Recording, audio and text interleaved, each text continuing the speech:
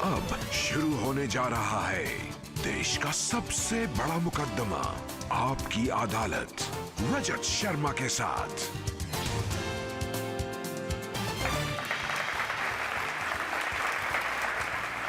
नमस्कार, आपकी अदालत में आपका स्वागत है। आज हम पेश करेंगे खास मुकदमा। कुछ दिन पहले देवबंद में मुसलमानों की एक कॉन्फ्रेंस हुई, जिसके बाद देश भर में बहस छिड़ी, बहुत सारे सवाल उठे।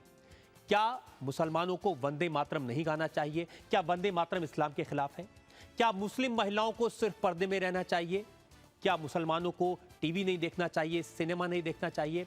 ऐसे सारे सवालों के जवाब देने के लिए हमने आमंत्रित किया है आपकी अदालत में आज जमीयत उलेमाए हिंद के चीफ मौलाना महमूद मदनी को।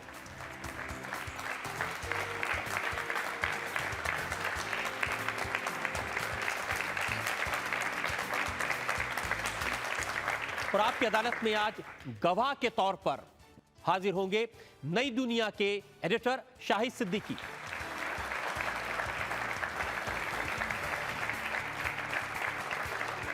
आपकी अदालत में आज हिंदू समाज की तरफ से अपने तर्क रखने के लिए हमने आमंत्रित किया है काशी की सुमेरो पीठ के शंकराचार्य स्वामी नरेंद्रानंद सरस्वती को।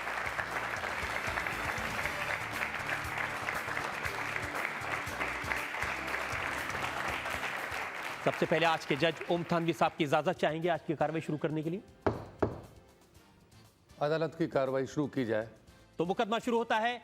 आपकी अदालत में पहला इल्जाम जमीयत उलमाए हिंद के चीफ मौलाना महमूद मदनी पर। आपकी अदालत में जमीयत उलेमाए हिंद के चीफ मौलाना महमूद मदनी पर इल्जाम है कि इन्होंने वंदे मातरम की मुखालफत करके गैर जरूरी मुद्दा खड़ा किया। मौलाना महमूद मदनी साहब, सबसे पहला तो सवाल यह है कि क्या मुसलमानों को वंदे मातरम नहीं गाना चाहिए, इस पर रेजोल्यूशन पास करने की जरूरत थी? क्या गड़े मुर्दों को उखाड़ने की जरूरत थी? ऐसे सवाल खड़े करने की जरूरत थी जो 50 साल पहले दफन हो चुके हैं? ऐसा है कि ये नया इशू नहीं है, पुराना झगड़ा है। और देवबंद ने भी इसके ऊपर अभी कोई फतवा नहीं दिया, बल्कि पहले से दे रखा है। मुसलमान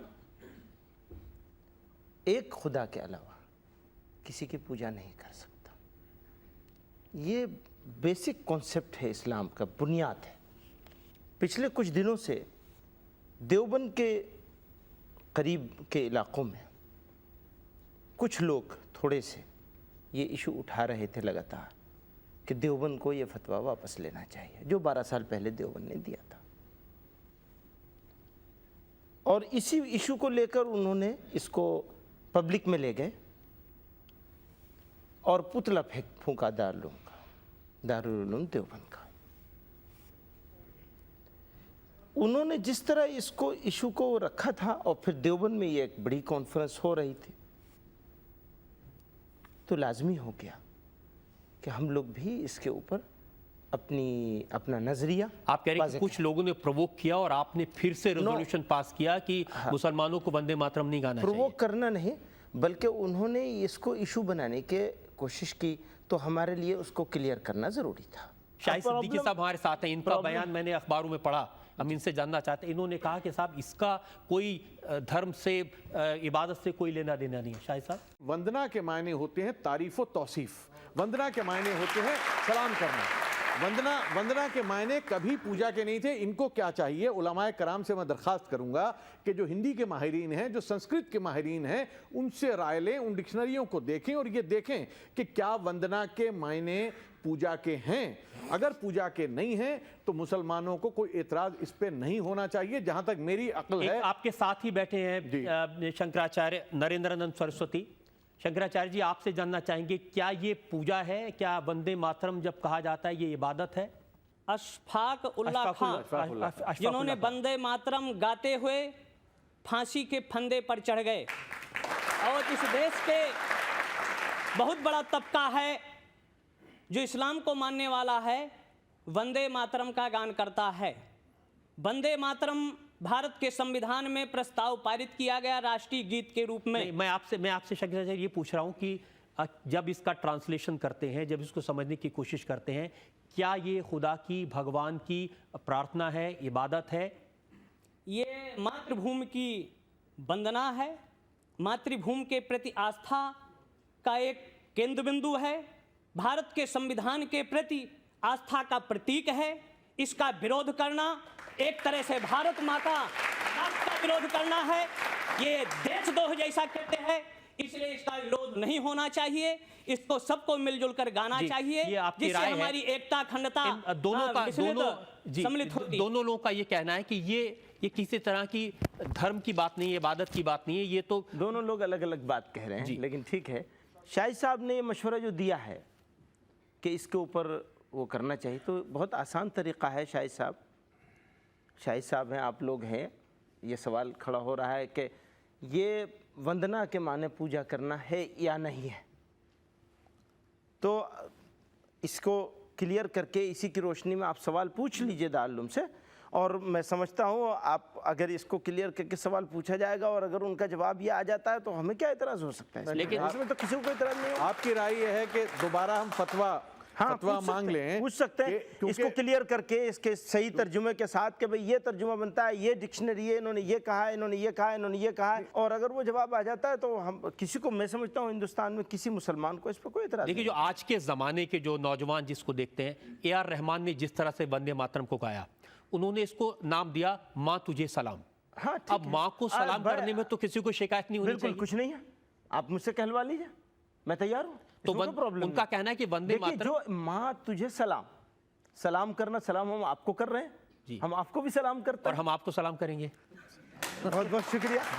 अब यही मतलब अच्छी तरह समझ लीजिए, सलाम माँ को करेंगे, लेकिन जिस माँ ने पैदा किया है उसको सलाम करेंगे 100 मरतबा, लाख मरतबा, लेकिन उसकी इबादत नहीं करेंगे। ये एक टेक्निकल प्रॉब्लम है। देखिए, शाहिद भाई इसकी प्रॉब्लम नहीं है मौलाना, इसका मतलब है ही नहीं इबादत। भाई शाहिद भाई, इसमें फिर एतराज खत्म हो गया ना। मैं आपसे कह रहा हूँ कि आप इसी तरह से सवाल मुरतब करके भेज दीजिए दारुल इफ्ता से। आपके मतलब आपके इस सवाल, अगर ये इससे मुतमईन हो गए, वो कहा ये डिक्शनरी और ये तर्जुमा सही है, मैं तो ये खत्म हो जाएगा। कल ही भेज दूंगा, दारुल को फैक्स कर दूंगा इस ट्रांसलेशन के साथ, डिक्शनरी के साथ। बहुत शुक्रिया, बहुत बहुत शुक्रिया। मौलाना साहब, क्या ये भी सच है कि इस पूरे वंदे मातरम में जो पहले 2 स्टैंजाज हैं, पहले जो पैराग्राफ हैं, उनमें कहीं इबादत नहीं है, बाद में है, और बहुत सारे लोगों ने कहा कि जो पहले 2 पैरे हैं वही रेलिवेंट हैं, उन्हीं को मान लेना चाहिए? देखिए, ये इसके ऊपर बहुत डिबेट हुई है, बहुत सारी बहसें हुई हैं, और हमारे यहाँ ये पहले 2 वही वंदे से ही होता है। बात जो शाहिद भाई ने कही है वो बिल्कुल एकदम टू द पॉइंट है कि बात वो पहले 2 बाद वालों में तो बहुत सारे, शायद भाई भी कहेंगे कि हाँ वो गलत है की पूजा का है, वो सब हटा दिया जाए, वो सब हटा दिया जाए, वंदना पे रह जाता है। तो वंदना के क्या माने हैं, ये इसको अगर सब इसके ऊपर डिबेट होकर के वो हो जाए तो क्या इतराज हो रहा है? अब शंकराचार्य जी तो कह रहे हैं कि अगर जो वंदे मातरम नहीं कहेंगे वो देशद्रोही हैं। बताइए, एक आदमी वंदे मातरम कह ले और काम वो उल्टे सीधे करे, ये झगड़े की जड़ है, तो वो देशभक्त हो जाएगा। कहने नहीं कहने से अगर देशभक्ति हो तो भाई ऐसी देशभक्ति तो मेरे लिए देशभक्ति का पैमाना नहीं हो सकता, ये करने से होती है देशभक्ति। देखिए, बहुत सारे लोगों ने ये भी बात कही, आपकी बात बिल्कुल वाजिब है, देशभक्ति तो करने से होती है, कोई गाने से, लेकिन ये कहा गया कि वंदे मातरम को कभी भी किसी मंदिर में नहीं गाया जाता, वंदे मातरम को कभी किसी रिलीजियस जगह पे नहीं गाया जाता, जहां देश की बात होती है, पार्लियामेंट की बात होती है। बहुत सारी बातें कहते हैं, मसलन ये भी कहते हैं कि भाई कहीं भी अगर आप इसके माने पूजा के होते हैं तो कहीं भी पूजा के लिए वंदना का लफ्ज़ नहीं इस्तेमाल होता है। इस तरह की बहुत सारी बातें हैं। तो मैं समझता हूँ ये शाहिद साहब तो बैठे हैं ना, तो कह रहे हैं मैं कल को कर लूँगा इसको हल, उसमें क्या बात। तो आपने तो ये सारी जिम्मेदारी शाहिद साहब के ऊपर डाल दी। भाई अगर कोई निकल जाता है ठीक ठाक तरीका तो इसमें क्या प्रॉब्लम है, कोई जिद की बात तो है नहीं। देखिए, एक बात अच्छी तरह समझ लीजिए, किसी को ये जिद नहीं होनी चाहिए कि हर हाल में सबको वंदे मातरम कहना पड़ेगा, ये जिद नहीं होनी चाहिए। और ये भी जिद नहीं होनी चाहिए कि कुछ भी हो, अगर इसके अंदर वो टेक्निकल प्रॉब्लम नहीं भी है तो भी हम वंदे मातरम नहीं कहेंगे, ये भी नहीं होना चाहिए। एक रीजनेबल रास्ता होना चाहिए। जब इस पर बहस होती है, जब इस पर ऐसे सवाल उठाए जाते हैं, तब फिर हमने ऐसे स्लोगन भी सुने हैं, भारत में यदि रहना होगा वंदे मातरम कहना होगा। कितने अफसोस की बात है, कितने अफसोस की बात है। इससे मौका मिल जाता है लोगों को जिद फैलाने का, वो जिद तो ये मौका आपने ही तो दिया है लोगों को कहने का। आप कह रहे हैं, लेकिन वो ऐसी सिचुएशन थी कि कि उसमें लोगों के सामने क्लियर करना जरूरी था। अब हमने देखा कि उद्धव ठाकरे ने कहा कि जो लोग वंदे मातरम नहीं गाना चाहते वो पाकिस्तान चले जाएं। भाई उद्धव ठाकरे साहब की क्या बात आप कर जो रहे हैं? हिंदी बोले वो भी चला कर रहे हैं आप, वो तो पता नहीं क्या क्या करते रहते हैं, अब सारी चीजों को उनके पीछे लेके घूमते रहेंगे, कैसे होगा? नहीं, मैं ये कह रहा हूँ कि जब आप इस तरह के इश्यूज सामने लाते हैं ना तो हम फिर नहीं लाते हैं, ना हम लाते हैं, ना कभी लाए हैं। देखिए देखिए, resolution तो आपके सामने- हमारा तो ये इतिहास रहा है जिसकी तरफ इन्होंने कुछ इशारा भी किया कि धर्म के आधार पर हम लोगों ने स्टेट बनाने की, देश बनाने की मुखालिफत की, और टू नेशन थ्योरी को जैसा जमीयत उलमा ने अपोज किया वैसा तो किसी ने नहीं, कोई ऑर्गेनाइजेशन इसमें कोई शक नहीं है कि जमीयत उलमा ने, आप लोगों ने टू नेशन थ्योरी को अपोज किया, आपने देशभक्ति का प्रचार किया, आपने देशभक्ति का साथ दिया, आपने हिंदुस्तान के लिए बहुत सेक्रीफाइसेस, इसमें कोई शक नहीं, ये आपका इतिहास है, इसको सब लोग जानते हैं।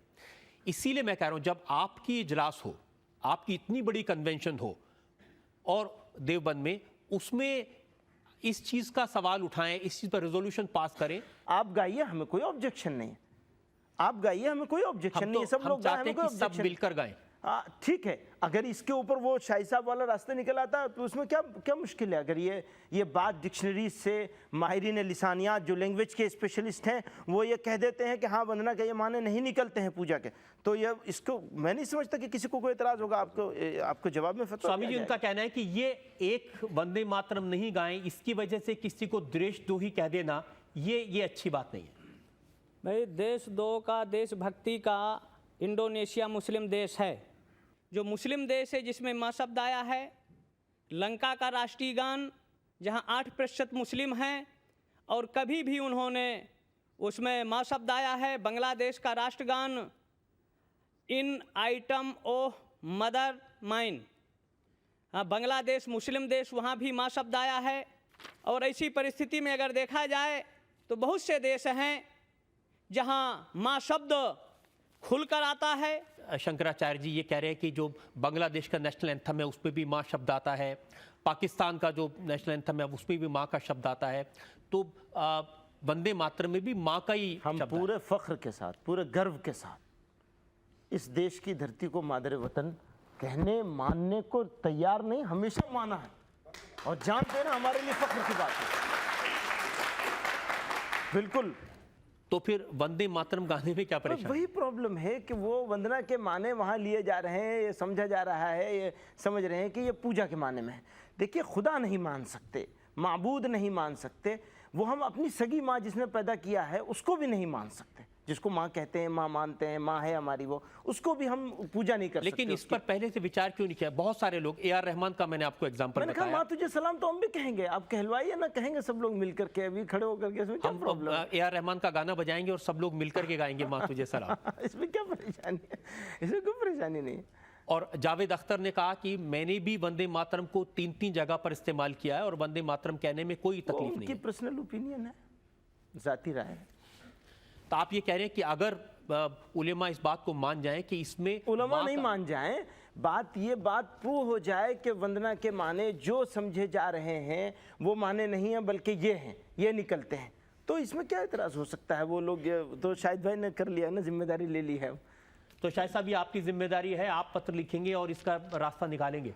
आपने कभी डिक्शनरी देखी इस मामले में? मैंने देखी है सर, उसके तो 5-7 माने निकलते हैं जिसमें हर लफ्ज के निकलते हैं। हाँ, ये 5-7। हमारे यहाँ दीन में नियत सबसे अहम है।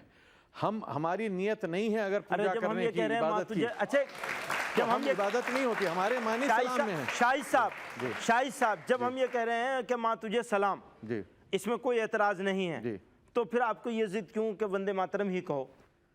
नहीं, मैं एक बात आपसे पूछता हूँ, ये जिद आप क्यों कर रहे हैं? अगर मुल्क का नारा है वंदे मातरम, एक गीत है, मुझे नहीं है, लेकिन इस मुल्क में मुल्क का राष्ट्रीय गीत है, राष्ट्रीय गान नहीं है। राष्ट्रीय गीत नहीं है जी, गीत है, गान नहीं है। राष्ट्रीय गीत है, गान नहीं है। संविधान में प्रस्ताव पार्लित भी है। बात पार्लियामेंट में गाया जाता है। आपका नंबर पार्लियामेंट है, पार्लियामेंट में गाया जाता है, खत्म होती है पार्लियामेंट। संविधान की जो तशरीह संविधान में पास है राष्ट्रीय गीत के रूप करने के लिए सुप्रीम कोर्ट बैठी है और सुप्रीम कोर्ट ने कहा हाँ इसको लाजिम नहीं किया जाएगा। लाजिम नहीं है, लेकिन राष्ट्रीय गीत है, लेकिन उसकी मुखालफत करना, मुखालफत नहीं कर रहे हैं, यही तो फर्क आप नहीं समझ रहे। हम सिर्फ मुसलमानों को ये कह रहे हैं कि भाई आप लोग इसको ना पढ़ें, आप पढ़ें, इसकी मुखालफत नहीं कर रहे हैं। मुखालिफत करना तो जब होगा जब आपको भी विरोध करें। नहीं, अब बहुत अच्छी बात है, आप पढ़िए। आप मुसलमानों से ये कह रहे हैं कि ये इस्लाम के बरखिलाफ है, क्योंकि इसके अंदर पूजा का माना आता है। जनाब मदनी साहब, मैं आपसे ये पूछना चाहता हूँ कि जो आप ये वंदे मातरम और ये गानों की बात कर रहे हैं, मतलब जो इसका इशू बन रहा है, हम अपने मुसलमान की जो आज तालीम से पीछे है उसके बारे में हम कभी जिक्र नहीं करते हैं। आज मुसलमान तालीम से बहुत पीछे है और इसमें आ गया है कि जी वंदे मातरम गाना चाहिए, नहीं गाना चाहिए, रोजगार में पीछे है। ये बहुत अच्छी बात इन्होंने उठाई है, बहुत बहुत शुक्रिया इनका। लेकिन इन्होंने जमीयत उलमा हिंद के उस कॉन्फ्रेंस के रिजोल्यूशन नहीं देखे। 25 रिजोल्यूशन आए हैं और आपकी बिरादरी की मेहरबानी से वो 25 पीछे चले गए, इसे उठा लिया। अब हम क्या कर सकते हैं? पोजीशन ऐसी है कि तालीम की ये बात ये कर रहे हैं, तालीम के ऊपर काम हम कर रहे हैं। कॉलेज हम चला रहे हैं, स्कूल हम चला रहे हैं, हम तो काम कर रहे हैं। बात करने की बात कर रहे हैं, हम काम कर रहे हैं फील्ड में। हजारों स्कूल चला रहे हैं, मदरसों के अलावा स्कूल चला रहे हैं। इसीलिए मौलाना साहब सवाल ये उठता है कि जब आप अच्छे काम कर रहे हैं, 25 रेजोल्यूशन है, उसमें से ये एक है, इसके ऊपर तो सब डिबेट हो रही है, इस पर डिबेट नहीं हो रही है। इस कॉन्फ्रेंस में वंदे मातरम का इशू उठा के आपने उन 25 रेजोल्यूशन पर पानी फेर दिया ना, ऐसा नहीं, बल्कि आपकी बिरादरी ने, माफ कीजिएगा रजत जी, आपकी बिरादरी ने है इसको मेन इश्यूज को हटा करके जिस इशू को सिर्फ इसलिए कि लोग थोड़ा अवेयर हो जाएं और वो जो हंगामा है उसको इधर से उठा करके उधर कर दिया कि वो कुत्ता काटे तो खबर नहीं, आदमी ने कुत्ते को काट लिया तो वो खबर बन गई है, तो वो प्रॉब्लम है और कुछ बात नहीं। आपको उस आदमी का ख्याल रखना चाहिए था ना जो कुत्ते को काट रहा है। आपकी अदालत में जमीयत उलेमाए हिंद के चीफ मौलाना महमूद मदनी पर आरोप है कि इन्होंने इजलास में मेहमानों को एम्बैरेस किया। आपके इजलास में बहुत सारे मेहमान आए हुए थे, जिनमें एक स्वामी रामदेव थे, और हमने ये सुना कि स्वामी रामदेव को काफ़ी मुसीबतों का सामना करना पड़ा इस इजलास में बोलने के लिए। क्या उनसे कहा गया कि साहब आपने वहाँ पर वंदे मातरम क्यों नहीं गाया? किसने कहा उनसे? आपने कहा होगा और कौन कहेगा? हमने नहीं कहा, जो उनके अखाड़े के लोग हैं, जो साधु संत हैं, उन्होंने ये सवाल उठाए। स्वामी रामदेव जी को वंदे मातरम वो कहना चाहते हैं, उन्हें कहना चाहिए शौक से, लकुम दीनुकुम वलिय दीन, अपने आराम से कहें। नहीं, लेकिन उनसे कहा गया कि आपकी जिस कॉन्फ्रेंस पे गए, जिस कन्वेंशन में गए, वहाँ वंदे मातरम के खिलाफ प्रस्ताव पास हुआ और आप उसमें क्यों बोले? जो वो कॉन्फ्रेंस का वो सेशन था, उस सेशन में भी ये नहीं हुआ, उससे पहले वाले सेशन में हुआ, ये एक दिन पहले हुआ ये जो रेजोल्यूशन था। और दूसरी बात यह कि सारी चीज़ों पर सब लोगों का सहमत होना ज़रूरी नहीं है। आप सब लोगों को एक रंग में क्यों रंगना चाहते हैं? अब ये गेरुए कपड़े पहनते हैं, आप मुझे भी गेरुआ पहनवाना चाहते हैं, या इनको कहेंगे कि आप सफ़ेद पहनिए, गेरुआ क्यों पहन के आ गए आप यहाँ? क्यों? ये खूबसूरती नहीं है इस मुल्क की? बाकी नहीं रखना चाहते हैं कि अलग अलग रंग के फूल हों, अलग अलग रंग के कपड़े हों, अलग अलग सबकी मान्यताएं हों और रहने में सब एक साथ हों। लेकिन जहां जिन मुल्क का चीज़ों पर सवाल है, सहमत हैं, हाँ, जिन चीज़ों पर हम सहमत हैं उन चीज़ों पर इकट्ठे हैं, जिन पर हमारी सहमति है उस पर हम लड़ेंगे नहीं एक दूसरे से आस्तीन चढ़ा कर। अब ये तो लड़ रहे हैं शंकराचार्य जी। जहां तक संविधान का जो विरोध करता है, संविधान के प्रति आस्था का प्रश्न है, संविधान के प्रति अगर हमारी आस्था नहीं है, संविधान के प्रति हमारी श्रद्धा नहीं है, और जहां तक वंदे मातरम का गायन, ये लोग कहते हैं पूजा है, पूजा नहीं, एक प्रकृति के सौंदर्य का वर्णन है, उसके प्रति श्रद्धा व्यक्त करना है, ना कि पूजन है। क्या हमारी हिंदी राष्ट्रीय भाषा नहीं है? अगर हिंदी राष्ट्रीय भाषा नहीं है, अगर है, तो अब्बू आसिम ने वहाँ पर महाराष्ट्र असेंबली में हिंदी में शपथ ग्रहण करी तो उसको क्यों पीटा गया? और अगर पीटा गया तो इसका मतलब क्या संविधान का उल्लंघन नहीं हुआ? अगर उल्लंघन हुआ तो वो जो एमएलए जो इन लोगों ने ये हरकत ही करी थी, तो संविधान के अनुसार उनकी मेंबरशिप खत्म कर देनी चाहिए। देखिए, उन जो एमएलए का जिनका आपने जिक्र किया, उन्हें सजा दे दी गई है, उन्हें सस्पेंड कर दिया गया है और अब वो माफी मांग रहे हैं अपनी करनी के लिए। मैं एक बात कहना, स्वामी जी से एक बात कहना चाहूंगा। जहां संविधान का कोई विरोध नहीं कर रहा है। संविधान की व्याख्या जो लोग करते हैं, जो इंस्टीट्यूशन है सबसे बड़ा हिंदुस्तान का, हमारी सुप्रीम कोर्ट, उसने ये कह दिया कि जो पढ़ना चाहे पढ़े और जो नहीं पढ़ना चाहे ना पढ़े। हमने इसका विरोध नहीं किया है, हमने सिर्फ लोगों को सजेस्ट किया है कि भाई ये लोग जो हैं ये इसको ना पढ़ें, उसका विरोध नहीं किया है। देखिए, विरोध अलग चीज़ है बिल्कुल, और सुझाव देना अलग चीज़ है। हम कोई विरोध नहीं कर रहे इसका, और न संविधान का विरोध कर रहे हैं, और ना ही हम ये कहते हैं कि कोई इसको ज़बरदस्ती कोई पढ़े, और न ज़बरदस्ती पढ़वाना चाहिए किसी से।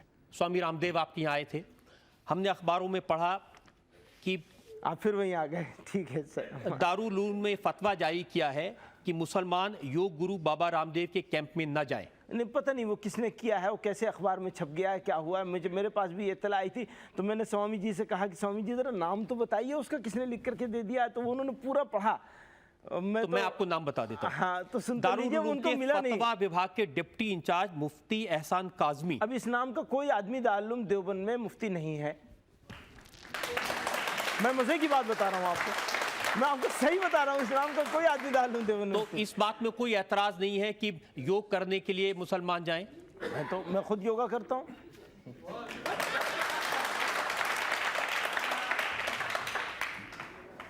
हमने देखा कि आपके कन्वेंशन में स्वामी रामदेव ने सब लोगों को सिखाया कि सांस कैसे आती है और सांस कैसे जाती है। उन्होंने किया, उसको भी कुछ किया उन्होंने भी। तो उनके जो साधु संत हैं वो आज भी अभी भी उनके पीछे पड़े हुए हैं। वो कह रहे हैं आप इस बात के लिए माफ़ी मांगिए कि आप मौलाना साहब की कन्वेंशन में क्यों गए थे। पता नहीं वो कैसे लोग हैं और क्या माफ़ी मंगवाना चाहते हैं उनसे। मेरे ख्याल में वो स्वामी जी उनसे निपटना जानते हैं अच्छी तरह से। ऐसे लोगों से मैं जानता हूँ, स्वामी जी निपट लेंगे अपने आप। और जो हमारे होम मिनिस्टर चिदम्बरम साहब, उनको लेकर भी काफ़ी तलखी हुई। हाँ, तो उनके ऊपर भी जो तलखी कर रहे हैं ना, तो चिदम्बरम साहब भी उनसे निपटना चाहते हैं, तलखी फैलाने वालों से अच्छी तरह से निपटना जानते हैं।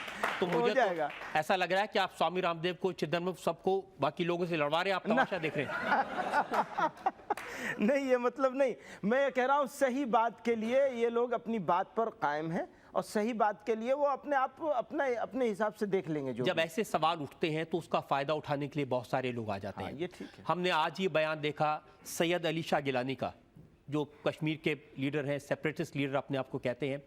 उन्होंने यूनिवर्सिटी में स्टूडेंट्स को एड्रेस करते हुए कहा कि जनगण मन इस्लाम के खिलाफ है, और उन्होंने वहाँ स्टूडेंट्स को कहा कि आपको जनगण मन नहीं गाना चाहिए, राष्ट्रगान नहीं गाना चाहिए। इसके ऊपर देखिए, वो तो सेपरेटिस्ट मूवमेंट है, सेपरेटिस्ट लीडर हैं, तो उनका तो वो तो पता नहीं क्या क्या कहते हैं। वो तो अपने आप को हिस्सा ही नहीं मानते इस देश का भी।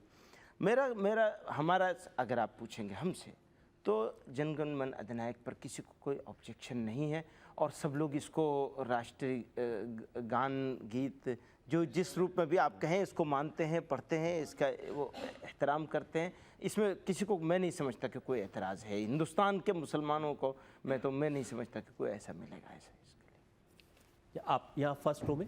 हाँ, शाहिद भाई आपसे भी और महमूद भाई से ख़ास तौर से एक सवाल। अगर रजत जी दिल से ना कहें, ज़बान से ला इलाहा इल्लल्लाह मुहम्मदुर रसूलुल्लाह कह दें, या शंकराचार्य जी कह दें, तो ऐसा नहीं है कि मुसलमान हो जाएंगे? अगर दिल से ना कहें, ज़बान से कह दें, मुसलमान नहीं हो सकते। अगर हम लोग मोहब्बत में आके, नेशनल एंथम नहीं है लेकिन एक गीत है हिंदुस्तान का, वंदे मातरम, अगर हम भी इसे इसी तरीके से ज़बान से कह दें, कि हम ईमान से खारिज हो जाएंगे? नहीं, ईमान से खारिज होने की बात कहीं भी नहीं गई है। एक एडवाइस दी गई है। एक ज़बान ईमान से खारिज होने की बात उस फतवे में कहीं भी नहीं गई है। तो फिर रिजर्वेशन की क्या ज़रूरत है? सिर्फ इतनी एक ही बात कहना चाहते हैं कि कोई जबरदस्ती ना करे इसको। वहाँ ये नहीं है, चल रहा है। आप तो अभी देखिए, मध्य प्रदेश में स्कूलों में जबरदस्ती करवाने की कोशिश की जा रही है। रेजोल्यूशन की जरूरत नहीं थी। हमें अपने तरीके से समझाना ये झगड़ा चल रहा है, हमें अपनी तरीके से समझाना चाहिए। रेजोल्यूशन की जरूरत नहीं थी। नहीं, वो ठीक है, वो आपकी अपनी ओपिनियन है कि रेजोल्यूशन नहीं लाना चाहिए था। ये एक ओपिनियन आपकी भी हो सकती है, आपकी भी हो सकती है, लेकिन हमें तो डाउन द लाइन मैसेज पहुंचाना है। मेरी तो इसलिए ओपिनियन है क्योंकि इस रेजोल्यूशन ने जो आपके असली इश्यूज थे उन पर से ध्यान हटा दिया, और सारी की सारी, और आप कहेंगे कि आपकी हो सकता है। नहीं, मैं अपने ऊपर ही कसूर लेने को तैयार हूँ शर्मा जी, मैं मानने को तैयार हूँ। कोई ऐसी इसमें प्रॉब्लम नहीं है। आपकी गलती हो या मेरी गलती हो, कोई बात नहीं। इतने ज्यादा फतवे देने चाहिए, और ना किसी आदमी को ये कहने का हक है कि अगर कोई मुल्क का गीत है, नेशनल एंथम नहीं है। अब जहांगीर साहब, जो बाकी इसके अलावा भी बहुत सारी बातें कही गई थी, उन पर मैं आपका ध्यान दिलाना चाहता हूं। आपने वहां जो रेजोल्यूशन पास किया उसमें कहा कि जो मुसलमान नौजवान हैं उनको सिनेमा नहीं देखना चाहिए। ये अच्छी बात है? ऐसा, हाँ हाँ बिल्कुल अच्छी बात है, ये तो बहुत अच्छी बात है। आप इसको गलत बात कैसे कह रहे हैं? देखिए हम लोग हमारे भारत के लोगों को इस हमने जो समाजी एक ढांचा बना हुआ है इस पर गर्व है। हम कहते हैं, हमारे भारत के लोग कहते हैं कि 5,000 साल पुरानी हमारी तहजीब है, हमारी सभ्यता है। आज जिस तरह से टेलीविज़न पर सिनेमा के ज़रिए से, आप कह रहे टीवी भी नहीं देखना चाहिए? मैं कह रहा हूँ ना, वही तो मैं कह रहा हूँ कि जिस तरह से नग्नता आ रही है, नंगापना आ रहा है, हमारे यंगस्टर्स हैं, उनका कंसंट्रेशन लेवल बिल्कुल जीरो हो गया है। अब क्या कहाँ ले जा रहे हैं मुल्क को? ये जो हमारा फ्यूचर है, ये तो हम आपसे पूछेंगे, आप कहाँ ले जा रहे हैं? आप 5,000 साल पहले ले जा रहे हैं जहाँ टीवी से जमा नहीं था? ना वहाँ नहीं ले जा रहे, बल्कि हम लोगों को ये कह रहे हैं कि भाई आप अपने काम की तरफ कंसंट्रेट कीजिए और कंसंट्रेशन लेवल को जो कम करने वाली चीज़ें उनसे बचिए, खुदा के लिए उनसे बचिए, अपना काम कीजिए अपने सही तरीके से। अगर लोग सिनेमा नहीं देखेंगे तो शाहरुख खान, सलमान खान, इन सब का क्या होगा? बस यही लोग रोल मॉडल हो गए हमारे नौजवानों का रोल मॉडल क्या है आज के ज़माने में? ये लोग रोल मॉडल है। कितने अफसोस की बात। ये गलत नहीं हो रहा है, इसमें अफसोस की क्या बात? आप फील नहीं करते कि ये गलत हो रहा है? कहाँ किस तरह से ले जाया जा रहा है? अफसोस की तो कोई बात नहीं। क्राइम की क्या हालत हो गई है? अपना समाज, हमारे जो तहजीब है, जिसको सभ्यता कह लें, कुछ सब चीज खत्म होती चली जा रही है। कह रहे हैं कि लोग औरतों का एहतराम, इज्जत खत्म हो गई है। अब तो और एक बात और है, अगर ये नहीं चलेगा तो फिर खबर भी नहीं मिलेगी ना, एक बड़ी मुश्किल ये होगी। ये हम आपसे पूछना चाहते हैं, आपकी जो कन्वेंशन थी जिसमें ये रेजोल्यूशन पास किया गया, सबसे ज्यादा टीवी पर तो दिखाया गया उसे। वो अब आप लोग आगे दिखाएं तो उसको हम क्या कर सकते? तो आप लोगों से कह रहे हैं कि वो मत देखिए। यही बात है कि जो गलत चीज़ है आपको इससे बचना है और अपने टाइम को वेस्ट नहीं करना है, अपने आप को सही काम में लगाना है, प्रोडक्टिव होना है। आप कह रहे सिनेमा मत देखिए, मैंने सुना कि आपने तो महेश भट्ट साहब को बुलाया जमीयतुल उलमा हिंद पर एक फिल्म बनाने के लिए। और टीवी अभी लोग ताली बजा रहे हैं। बात ये है, लेकिन मौलाना साहब ये डबल स्टैंडर्ड है ना। आप चाहते हैं आप टीवी पर दिखें, आपकी बात टीवी के जरिए लोगों तक पहुंचे, और उनसे कह रहे हैं आप टीवी पर भी आए हैं। देखिए, वहाँ टीवी से मुराद वही है कि जो सिनेमा और वक्त ज़ाय करने वाली चीज़ है, कोई प्रोडक्टिव चीज़ है, कोई आदमी अपनी कर रहा है, वो यानी इसको इस तरह से नहीं कि आप जनरलाइज करके इसको वो करें। वो एक ये जो रेजोल्यूशन है, ये ऐसे ये रेजोल्यूशन है समाज सुधार के तहत। ये रेजोल्यूशन है जो तालिबान करना चाहता है ना, ये समाज सुधार, समाज वाले हैं। जब वहां पर हज होता है तो वो बाकायदा पूरी दुनिया के मीडिया को बुलाते हैं, इनवाइट करते हैं और वो डायरेक्ट लाइव टेलीकास्ट होता है। भाई ये हमारा रेजोल्यूशन समाज सुधार कर, आपने ये तो देख लिया, ये नहीं देखा कि हम ये कहते हैं कि जहेज नहीं होना चाहिए, सादगी से शादियां होनी चाहिए, बच्चों को तालीम होनी चाहिए, बच्चियों की तालीम होनी चाहिए। आपने ये भी कहा कि एड्स कंट्रोल नहीं होना चाहिए, एड्स के खिलाफ जो कैंपेन है आप उसके खिलाफ हैं। यही तो बात है, आप ये कह, वो जो एड्स के खिलाफ, एड्स रोकने के लिए जो लोग मुहिम चला रहे हैं, वो ये कहते हैं कि आप सब काम करिए लेकिन कंडोम का यूज कीजिए। हम ये कहते हैं भाई वो काम ही नहीं होना चाहिए जहां कंडोम का इस्तेमाल की जरूरत पड़े, बस ये फर्क है। अब आप उसको उस तरफ देख ले तो ये तो नहीं, उस तरफ देखनी। हमने तो आपके रेजोल्यूशन देखे, वो रेजोल्यूशन में क्लियर है बिल्कुल। शर्मा जी बिल्कुल क्लियर है रेजोल्यूशन। देखिए ये जो आप बात करें, ये तो स्वामी रामदेव भी कहते हैं भाई। हाँ, यही तो संयम रखना चाहिए, कंट्रोल रखना चाहिए। ये इंसान है ना, जानवर तो नहीं है ना, गधा घोड़ा तो नहीं है कि वो जहाँ चाहे अपना मुंह मारता फिरे। क्या मतलब है इसका? लेकिन आपका एक रेजोल्यूशन ये भी था कि जो मुस्लिम महिलाएं हैं, लड़कियां हैं, उनको पर्दे में रहना चाहिए। तो क्या कपड़े उतार देने चाहिए? नहीं, कपड़े उतार देने और पर्दे में फर्क है। यही है कि एक ड्रेस कोड है, एक ड्रेस कोड है, उस ड्रेस कोड में रहना चाहिए। अब आप में ये बिल्कुल ऐसी बात नहीं जैसे जो तालिबान में कहा जाता है कि साहब। देखिए, अब आप तालिबान के साथ कंपेयर कर रहे हैं, क्योंकि बहुत दिनों से चल रहा है ना कि ये जितने दाढ़ी टोपी। मैं दिल्ली के एयरपोर्ट पे जा रहा था, बॉम्बे, पिछले साल की, 2 साल पुरानी बात है। तो सर्दियों में अभी ज़रा सा और सर्दी होती तो मेरे सर पे आप पगड़ी भी देखते। तो वो एक बच्चा, छोटा बच्चा, 4 साल का बच्चा अपनी माँ से कहता है, मामा देखो बिन लादेन जा रहा है। तो हमारी तो दाढ़ी, कुर्ता पैजामा, टोपी और उसके ऊपर पगड़ी अगर ना हो या ना हो, हम टेररिस्ट हो गए या तालिबानी हो गए और बिन लादेन हो गए। ये हमारी सिचुएशन ऐसी बना दी गई, इसीलिए आप बार बार जोड़ रहे हैं, मिसाल दे रहे हैं शर्मा जी। कोई बात नहीं, अच्छी बात, मिसाल दे रहे हैं क्योंकि आप भी लगभग वही बातें कह रहे हैं जो वहाँ कही जाती हैं। शर्मा जी, मैं आपको बताऊं, हम लड़कियों का कॉलेज चलाते हैं, कॉलेज ऑफ फार्मेसी हम चलाते हैं, जमीयत उलमा चलाती है लड़कियों का, टीचर्स ट्रेनिंग कॉलेज चलाती है जमीयत उलमा सिर्फ लड़कियों के लिए। आप बताइए, आप हम कैसे वहां उनसे मिला? उस पर एतराज नहीं है, बिल्कुल, कैसे एतराज हो सकता है? हम तो लोग नहीं, आप उस पर एतराज नहीं है। और अगर हम लड़कियों को एहतराम के साथ एक ड्रेस कोड के साथ रखना चाहते हैं तो आपको उस पर एतराज है? कि हमें एतराज, हम तो कहते हैं कि बदलते जमाने के साथ आपको भी बदलते जमाने के साथ नहीं बदलना है, बल्कि जमाने को बदलना है, या जमाने को पीछे ले जाना ना, पीछे नहीं ले जाना है। अगर पीछे ले जाना हो तो हम कॉलेज ऑफ फार्मेसी ना बनाएं, अगर पीछे ले जाना हो तो हम टीचर्स ट्रेनिंग कॉलेज ना बनाएं, अगर पीछे ले जाना हो तो हम अपनी आंखों में ये ख्वाब न सजाएं कि हम अपनी बच्चियों के लिए मेडिकल यूनिवर्सिटी बनाएं। मौलाना साहब, देश हित में एक सवाल करना चाहता हूँ। चीन में भी मुसलमान रहते हैं, वो भी इस्लाम को मानते हैं। उन्होंने अपने देश को बचाने के लिए देश की समस्याओं से जूझते हुए बढ़ती हुई आबादी पर रोक लगाई। उन्होंने कहा परिवार नियोजन होना चाहिए। हमारे देश में ऐसा देश हित में क्यों नहीं होना चाहिए? नरेंद्र मोदी ने कहा हम 4 और हमारे 40 हैं, यही मिसाल दी थी ना उन्होंने। तो क्या मुसलमानों में आप ये चीज़ पाते हैं? ये मुसलमान, ऐसा कुछ भी नहीं है कि मुसलमान में एक्स्ट्रा पॉपुलेशन बढ़ गई हो तो बस हो गया काम। नहीं, ये इंप्रेशन जरूर लोगों के दिमाग में क्रिएट किया गया है कि मुसलमान एक नहीं 4-4 शादियां करते हैं और एक बीवी से कई बच्चे होते हैं और उनको इस बात का ख्याल नहीं है कि पॉपुलेशन पर कंट्रोल किया जाए। देखिए, ये मुसलमानों की प्रॉब्लम नहीं है, ये सोशल प्रॉब्लम है। आप मुसलमानों को देखें, जो मुसलमानों की क्रीमी लेयर है उसको देखेंगे तो, और उनके बच्चों को देखेंगे तो वो बिल्कुल अलग। मुसलमानों का जो इंटेलेक्चुअल क्लास है उसको देखेंगे तो उनके यहाँ के जो बच्चे हैं और हिंदुओं की जो इंटेलेक्चुअल क्लास है सब सिमिलर मिलेंगे, ऑलमोस्ट सिमिलर मिलेंगे।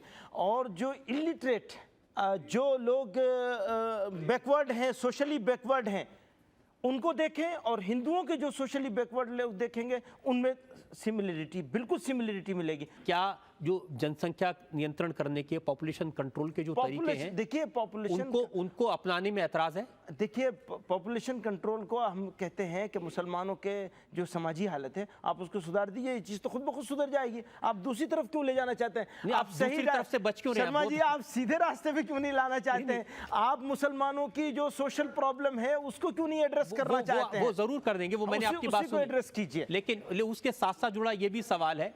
देखिए, सवाल वालों को थोड़ा मौका दे दिए। मेरा इसी से जुड़ा हुआ है, पसीना निकाल दिया थोड़ा सा। मौलाना साहब, आप इस सवाल से बचने के लिए चाहते हैं कि मौका दे? मौलाना साहब, मैं आपसे पूछना चाहता हूं कि आपके जहन में पहले देश आता है या आपका धर्म? हाँ, ये बहुत अच्छा सवाल है। मैं आपसे सर पहले बताइए आप। बहुत अच्छा सवाल है। मैं आपसे एक सवाल करना चाहता हूँ इसी सवाल के जवाब में। ये आपको 2 आंखें आपके पास हैं, पहले कौन सी आंख आती है? दोनों आती है ना? किसको फोड़ोगे, किसको रखोगे? नहीं सर, सही। ऐसे ही देश है, ऐसे ही हमारा। लेकिन सर हमें चाहिए, सर हमें चाहिए आपकी और देश से हम मोहब्बत करते हैं इसलिए कि हम मुसलमान हैं, हमारा ईमान का हिस्सा है देश से मोहब्बत करना पड़ेगा। आपकी अदालत में मौलाना महमूद मदनी पर इल्जाम है कि ये मजहब के नाम पर गैर जरूरी फतवों का साथ देते हैं। मौलाना साहब, एक बड़ा सवाल ये है कि जब फतवे दिए जाते हैं और बार बार कहा जाता है कि साहब हर सवाल पर फतवा इशू हो जाता है और फिर आपके जैसे समझदार लोग, आपके जैसे देशभक्त लोग उन फतवों का साथ देते हैं। यानी अगर साथ देंगे तो देशभक्ति थोड़ा गड़बड़ हो जाएगी। देशभक्ति गड़बड़ नहीं हो जाएगी। ये लगता है कि कम से कम मुल्क का, समाज का आप तो ख्याल होना चाहिए। हम क्या साथ दे सकते हैं? किस मौके पे आपने देखा है कि साथ देते हैं? ये जुलाई 2008 का फतवा है दारुल उलूम देवबंद का। सिर्फ शादी करने के लिए किसी लड़की का धर्म परिवर्तन इस्लाम के खिलाफ है और मुसलमान लड़कों की गैर मुस्लिम लड़कियों से दोस्ती भी जायज़ नहीं है। देखिए, एक बहुत बड़ी समस्या है।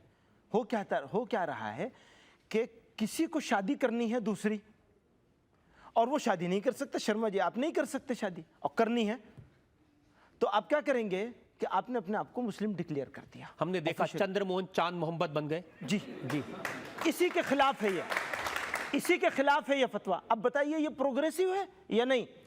देखिए हम क्या कहते हैं, हम ये कहना चाहते हैं, साफ तौर पे कहना चाहते हैं और ऐसे लोगों का विरोध करना चाहते हैं जो इस तरह से नाम निहाद तरीके से धर्म परिवर्तन का सहारा लेकर धर्म परिवर्तित होकर के और धोखा देते हैं, धूल झोंकते हैं लोगों की आंख में, संविधान की आंख में। लेकिन मौलाना साहब, इसमें सिर्फ शादी करने के लड़की का धर्म परिवर्तन ऑब्जेक्शन है, लड़का अगर अपनी धर्म बदल ले तो कोई आपत्ति नहीं। नहीं, सब पे है भाई, सब पे है ये ऑब्जेक्शन। और फिर ये भी कहा गया कि मुसलमान लड़कों की गैर मुस्लिम लड़कियों से दोस्ती जायज गैर मुस्लिम नहीं, मुसलमान लड़की से भी दोस्ती जायज नहीं है। ये गैर मुस्लिम का शब्द नहीं है।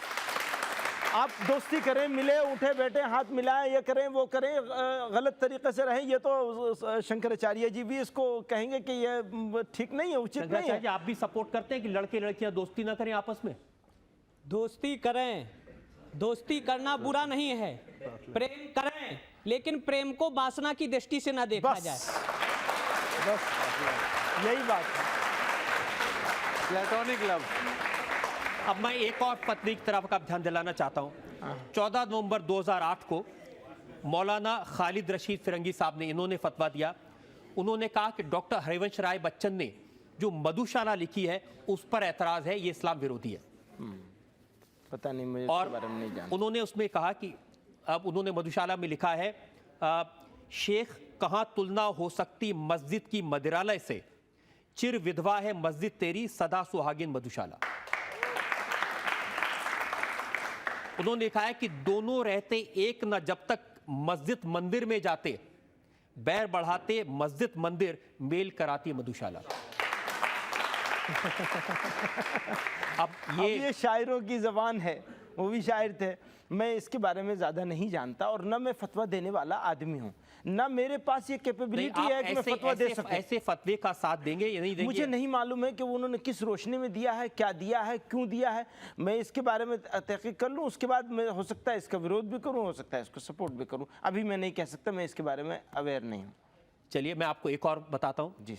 ये वाकई में लोगों की ज़रूरत से जुड़ी हुई चीज़ है। 10 अगस्त 2009 को ये फतवा हमने देखा जिसमें कहा गया कि पोलियो ड्रॉप्स में नापाक चीज़ें हैं, इसलिए यह हराम है। हम ये कहते हैं कि पोलियो सब बच्चों को जरूर पिलाना चाहिए, पूरी ताकत के साथ कहते हैं। पता नहीं कहां से फतवा आ गया है, कोई फतवा नहीं और अच्छे अच्छे फतवे आपने जमा कर रखे हैं रजत जी, आपको मुबारकबाद, धन्य हो। एक और फतवा मैंने जमा किया है जिसमें लिखा है कि जो शरीर का कोई अंग दान करना, आंखें, नेत्र दान करना, ये गैर इस्लामिक है। ये अभी इसके ऊपर कोई रिसर्च नहीं आई है सामने। मुझे इसके बारे में बहुत ज़्यादा मैं अवेयर नहीं हूँ कि ये क्या होना चाहिए और क्या कहा गया और कहाँ से फतवा आया है, लेकिन बहरहाल ये सीरियस इशू है, इसको देखना चाहिए। अगर ये फतवा लेकिन दिया, ये बड़ा तो साधारण सी बात नहीं। अगर किसी को कोई आदमी अपनी आंखें, ये कहा जाता है नेत्रदान तो महादान है, कोई आदमी अपनी हड्डियां देता है, कोई आदमी लंग्स देता है, कोई अपने लिवर देता है, कोई और पूरे दुनिया में दिया जाता है, इसको लेकर के फतवा जारी करना कहाँ तक ठीक है? पता नहीं, देखिए हो सकता है ठीक भी हो, पर मैं इसके ऊपर अभी बहुत ज़्यादा कहने की पोजीशन में नहीं हूँ। आप ऐसे चीज़ों में ये कह के बच जाते हैं कि कहने की पोजीशन में नहीं। आप जरूर मेरे ऊपर मुजरिम साबित कर दीजिए बच जाने का, क्या कर सकता। और ब्लड डोनेशन, ब्लड डोनेशन बिल्कुल करना ही चाहिए, मैं तो समझता हूँ और मैं भी करना चाहता हूँ लोगों जब वो हो सकता है तो नेत्र अगर आप ऐसी करना चाहिए, ज़रूरत है और करना चाहिए बिल्कुल। ब्लड डोनेशन तो बिल्कुल ज़रूरी करना चाहिए बिल्कुल। अब मुझे लगता है कि आपके खिलाफ भी कोई फतवा जारी हो जाएगा। आपकी अदालत से तो हो ही जाएगा, मुझे मालूम है बहुत सारी चीज़ें ऐसी। इनके जो दादा थे मौलाना हुसैन अहमद मदनी रहमतुल्लाह अलैह जी, उनके खिलाफ फतवा जारी कर दिया था, कुछ उलमा ने सर सैयद अहमद खान के खिलाफ कर दिया था। तो फतवे तो यहाँ पर जो उलमाए हक हैं उनके खिलाफ हमेशा जारी हुए। आपकी अदालत में मौलाना महमूद मदनी पर इल्जाम है कि ये दहशतगर्दी के खिलाफ अभियान चलाने में नाकाम रहे हैं। मौलाना साहब, ये तो बहुत अच्छी बात है कि आपने रिजोल्यूशन पास किया आतंकवाद के खिलाफ, आपके प्रयासों से फतवा जारी हुआ कि मुसलमानों को आतंकवाद के खिलाफ, टेररिज्म के खिलाफ लड़ना चाहिए, लेकिन उस सारे कैंपेन का कोई असर नजर नहीं आया। आपको ऑब्जेक्शन है इस पर कि फतवा क्यों जारी करा? नहीं, हमें इस पर ऑब्जेक्शन नहीं है। हमें इस पर है कि आपने अभी बताया कि आप जब एयरपोर्ट पर जा रहे थे, छोटा सा बच्चा ये कह रहा है कि उसामा बिन लादेन जा रहे हैं। तो आपने कैंपेन किया, फतवा जारी किया, लेकिन उसका कुछ असर नहीं हुआ। देखिए बात ऐसी है कि आप तो फील कर रहे हैं असर नहीं हुआ, सारी दुनिया में टेररिज्म के खिलाफ कॉन्फ्रेंसें हुई हैं, लेकिन ये हमारा देश है जिसने मास कैंपेन चलाया है टेररिज्म के खिलाफ।